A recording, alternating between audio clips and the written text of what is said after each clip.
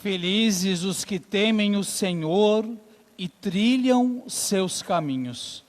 Estimado diácono, queridos irmãos e irmãs, vivendo as alegrias do Natal de nosso Senhor, a igreja nos convida hoje a meditar, a acolher o mistério da Sagrada Família de Jesus, Maria e José. E como é belo contemplar este mistério, como é belo contemplar este convite que nosso Senhor nos faz acerca de meditarmos a realidade da família, compreendendo em primeiro lugar que a família é uma realidade sagrada, é uma realidade que está intimamente ligada com o sagrado, ligado com Deus.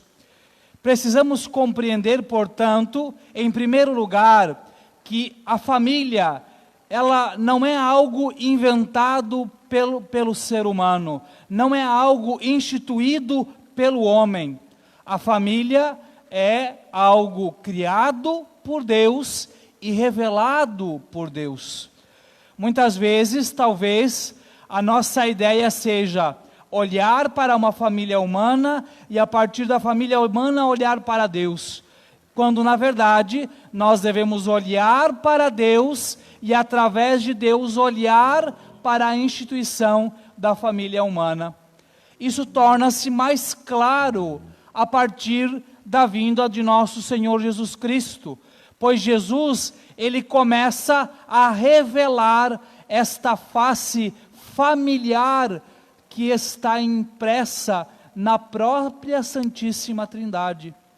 Quando Jesus se refere a Deus como Pai, quando ele se coloca diante de Deus Pai como Filho, e esta realidade, ela se torna plena à medida em que Deus, se tendo feito homem, assume para si uma família cá na terra.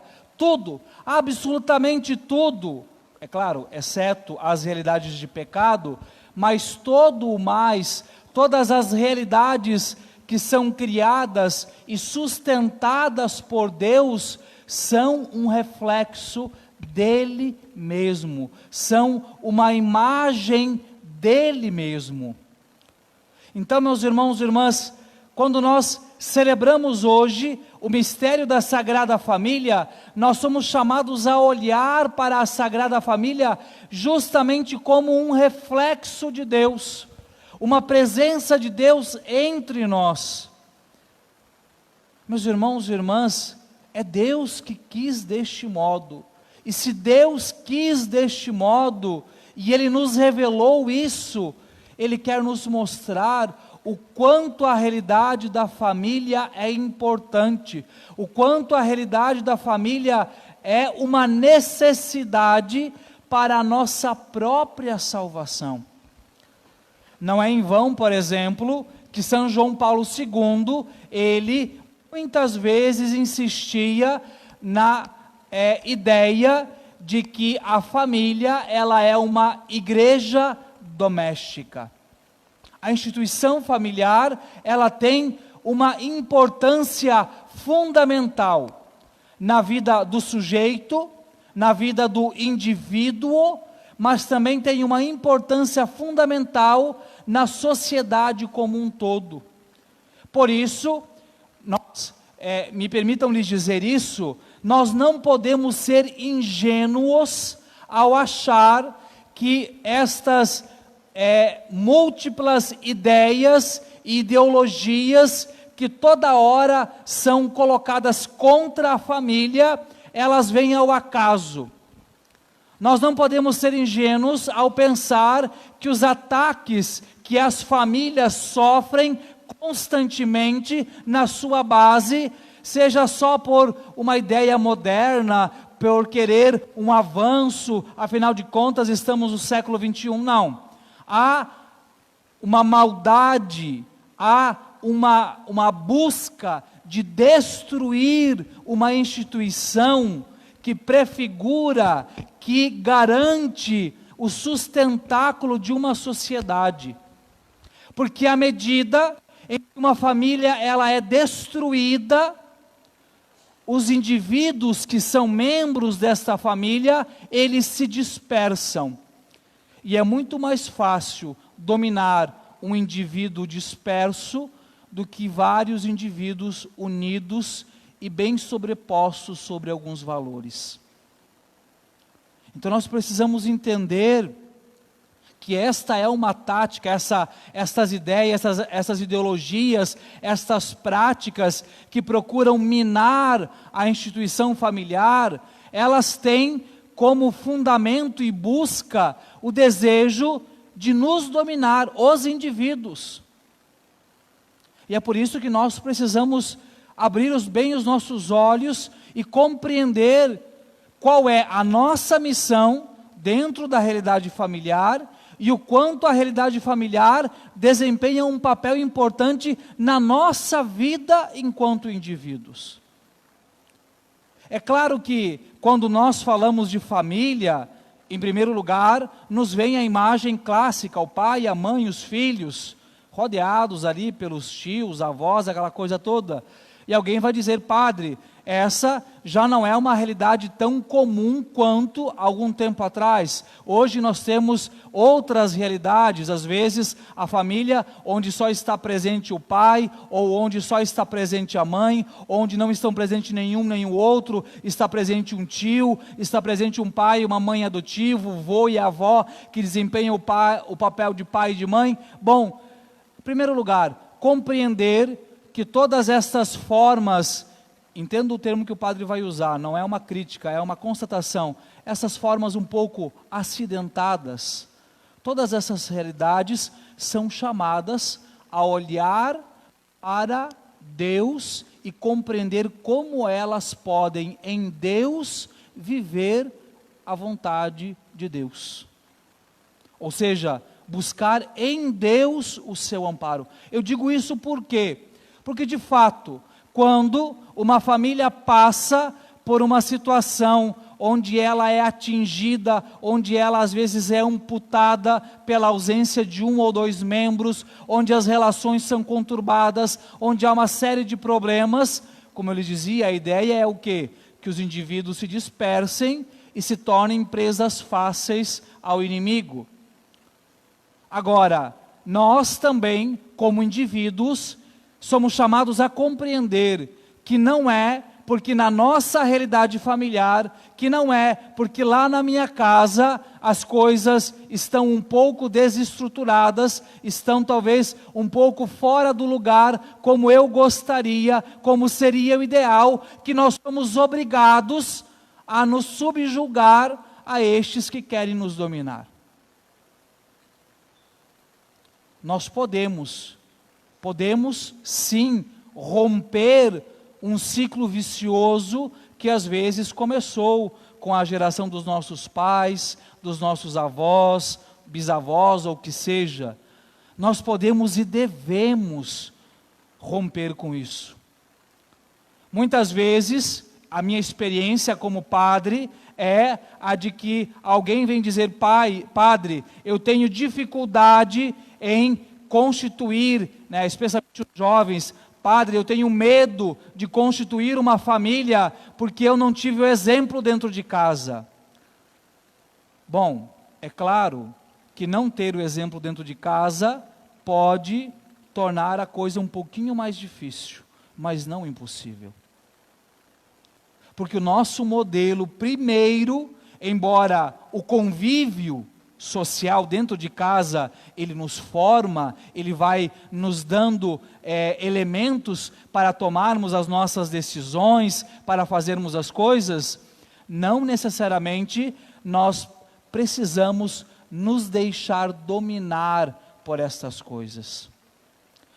E é por isso justamente que Deus nos dá um exemplo, através da Sagrada Família de Nazaré.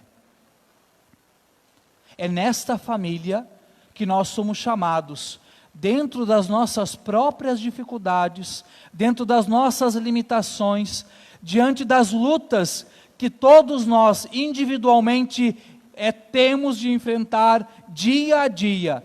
Nós somos chamados a olhar para esta realidade e procurar entender o que é que Deus me pede aqui. Por onde eu posso ir dentro das minhas limitações, diante das minhas dificuldades, para viver aquilo que Deus está me pedindo.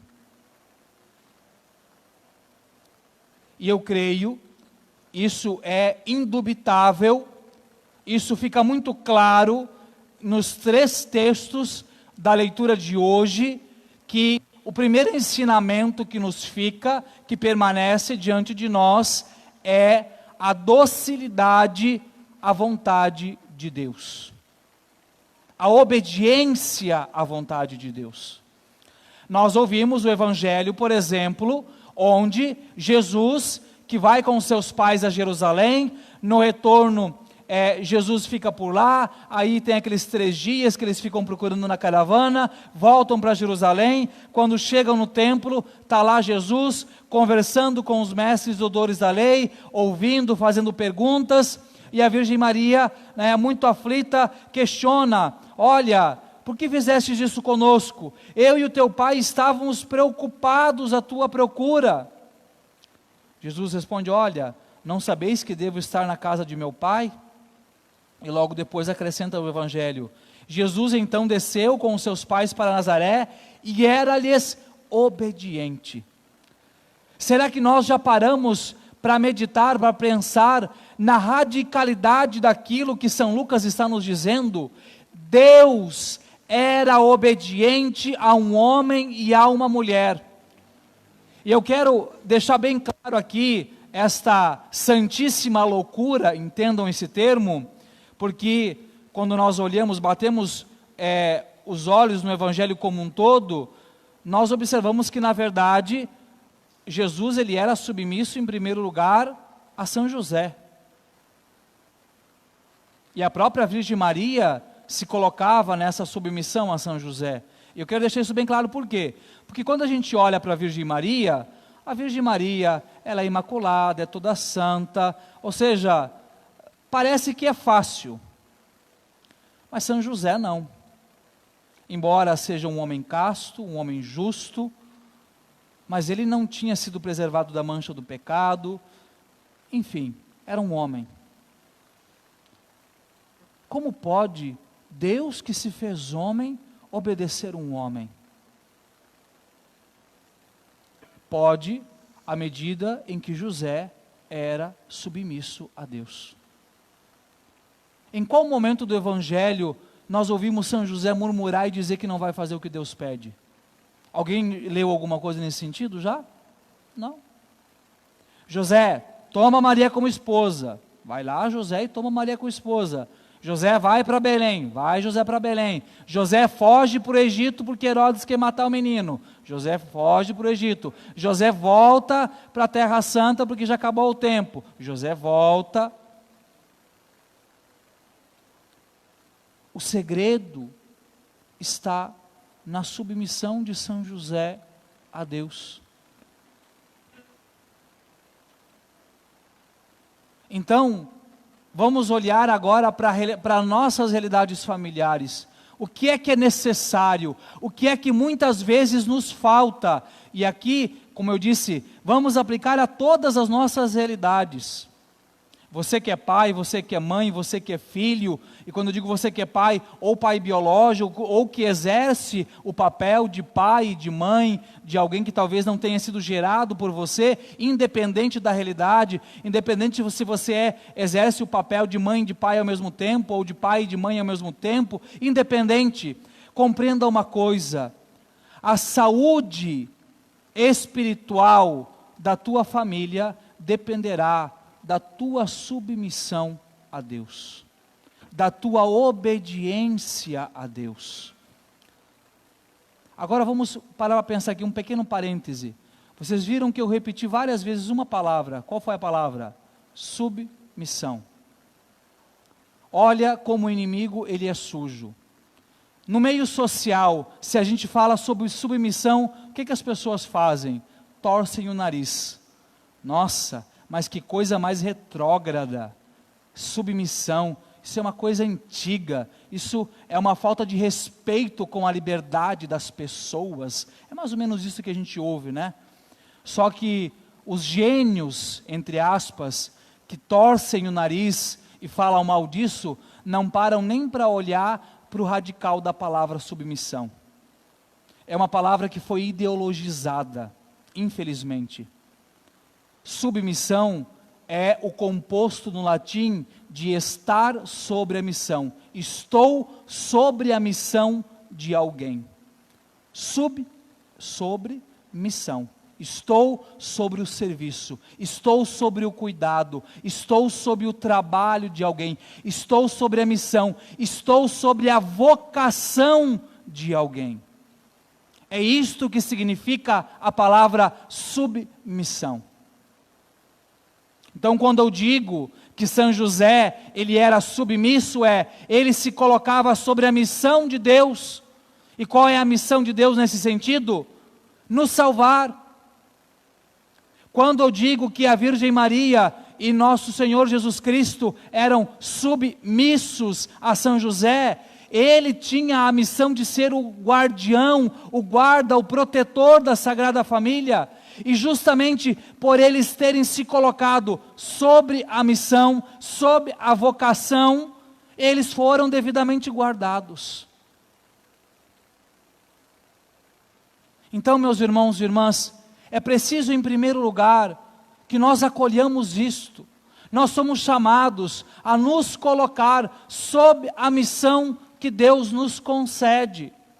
Então, senhores pais, então, senhoras mães, então, senhores maridos, então, senhoras esposas, então, senhores e senhoras filhos e filhas, tios, avós, avós, vamos, em primeiro lugar, nos colocar sob a missão de Deus, compreendendo que a nossa vida é uma vocação. Vocação significa dizer, eu vivo sobre um chamado, eu sou convidado por Deus a viver um caminho, eu sou chamado por Ele a viver a minha vida sob a missão dEle, sendo cuidado por Ele.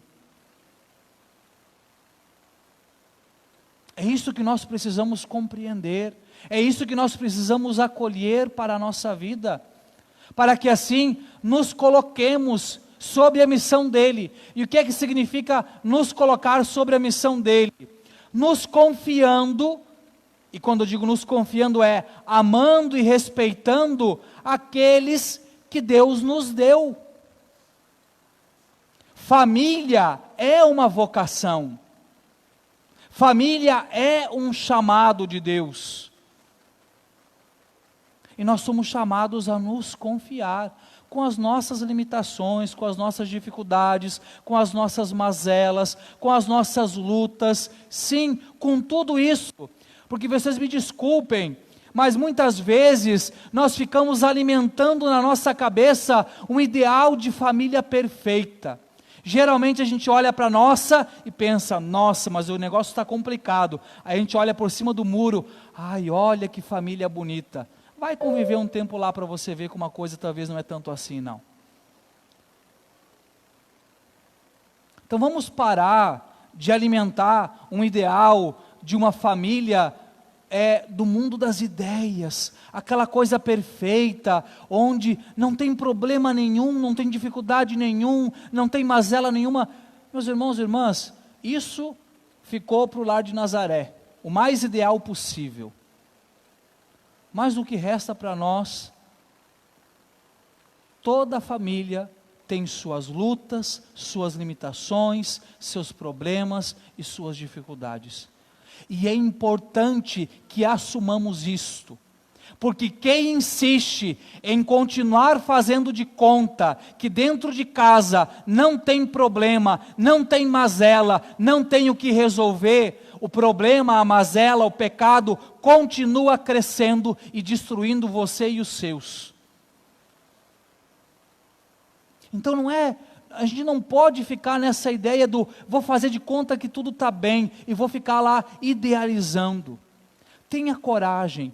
Olhe para dentro de casa, olhe para dentro de você, olhe para dentro das suas limitações, encare os teus fantasmas, encare os teus problemas, encare as tuas lutas, abra o peito e diga a Deus: Senhor, dê-me sabedoria, dê-me graça, dê-me força para viver o meu desafio, a minha vida, as minhas lutas. Dê-me esta graça. E acolha aqueles que são membros da tua família, aqueles que são teus, com as limitações deles, com as dificuldades deles, porque dizer que ama quando está tudo bem é fácil. A gente precisa dizer que ama e amar mesmo quando a coisa não está fácil. Quando o sujeito ou a sujeita está te dando problema, está fazendo coisa errada, ali é que é a hora de amar, porque ali é a hora de ouvir, é a hora de olhar, é a hora de escutar, é a hora de perdoar.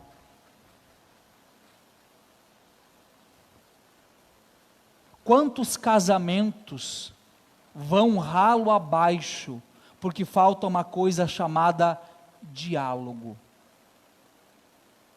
Quantos casamentos vão ralo abaixo, porque falta uma coisa chamada perdão? Porque a impressão que dá às vezes é que o marido e a mulher, eles são inimigos. Parece que eles são dois países prontos a declarar guerra um para o outro. Só enxerga defeito, tudo que o outro está fazendo é maldade contra mim, ele está aprontando, ele está fazendo isso, ela está fazendo aquilo, isso é de propósito, e aí descarrega um monte de coisa. Por quê? Porque falta a compreensão de que, na verdade, o outro é a tua missão. Matrimônio é vocação. E vocação significa dizer que aquele sujeito, aquela sujeita com que você se casou um dia, é sua missão de levar para o céu. A primeira pergunta que Deus vai fazer no teu juízo particular, quando tu te apresentares diante dele, é: e o fulano? E a fulana? O que é que você fez para trazer para o céu? Os filhos vêm depois, primeiro é ele e ela, porque você primeiro casou e depois vieram eles, os filhos.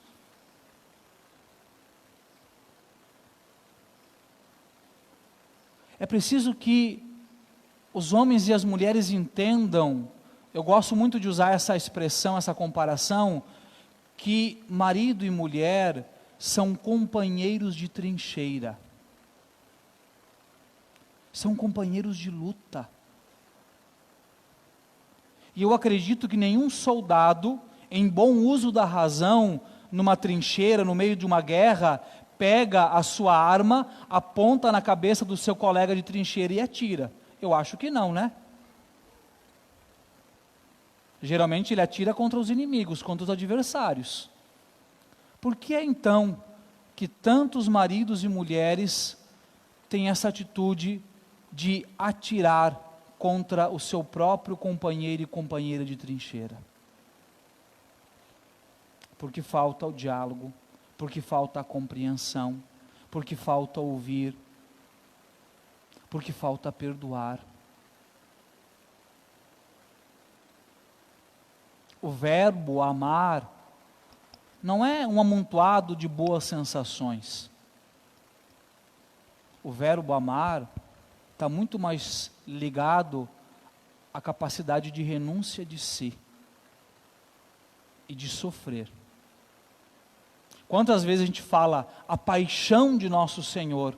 Não é em vão que a mesma palavra usada para o mistério da morte de nosso Senhor por nós, muitas vezes é usada para alguém que está gostando do outro. Eu estou apaixonado. O que significa a palavra paixão? Paixão, eu vou usar uma derivação dela para a gente entender bem. Compaixão. O que é ter compaixão? Eu sofro com o sofrimento do outro. O outro está sofrendo, eu tenho compaixão. Paixão é sofrer de amor por alguém. A paixão de Cristo é, Ele sofreu porque nos ama.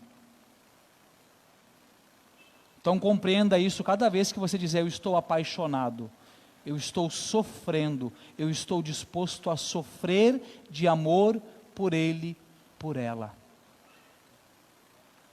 Então, em primeiro lugar, isto. À medida em que você que é pai, que é mãe, procura viver isso, meio caminho andado em relação aos filhos. Não significa ser o pai e a mãe perfeita, mas significa ser o pai e a mãe que lutam para viver a vontade de Deus. Agora também, a todos nós que somos filhos, se temos ainda ou não os nossos pais em vida, creio que é sempre oportuno aprender isto, como é importante respeitar,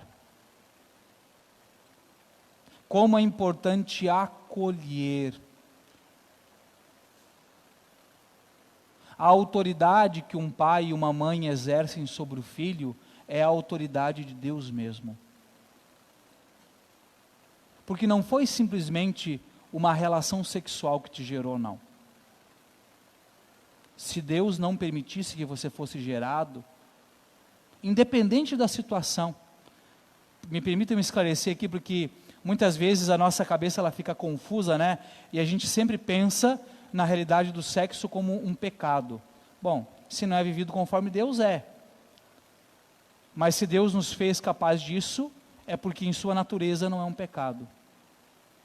Então, mesmo que uma criança seja gerada não dentro de uma relação de marido e mulher, ainda, ou mesmo que essa relação nunca chegue a ser de marido e mulher, se uma vida foi gerada, aquela vida é sagrada, porque Deus permitiu.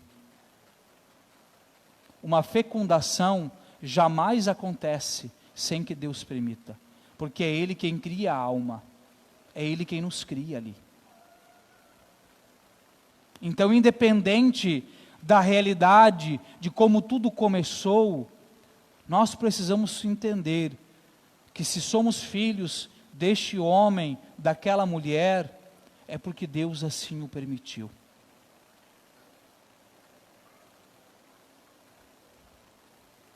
E respeitar, amar aqueles que foram colocados como nosso pai e nossa mãe, é o primeiro passo para que nós cresçamos espiritualmente. O que nos disse o Evangelho no finalzinho hoje, e Jesus crescia em sabedoria, estatura e graça diante de Deus e diante dos homens. São Lucas diz isso logo após dizer que Jesus voltou para Nazaré e era submisso aos seus pais em tudo. Amava os seus pais em tudo. Qual era a consequência disso?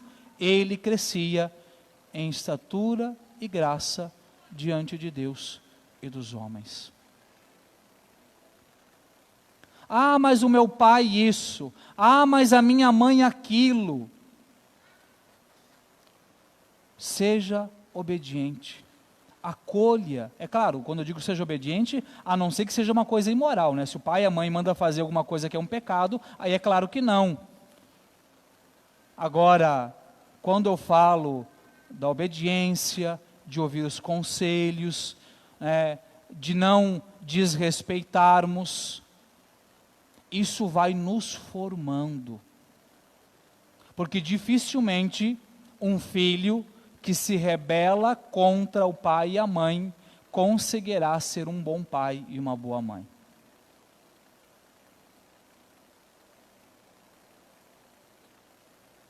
Porque não soube como é ser um bom filho. Ah, mas o que eu faço com tudo que eu já fiz de errado até aqui? Coloque sobre os pés a misericórdia de Deus e ponto.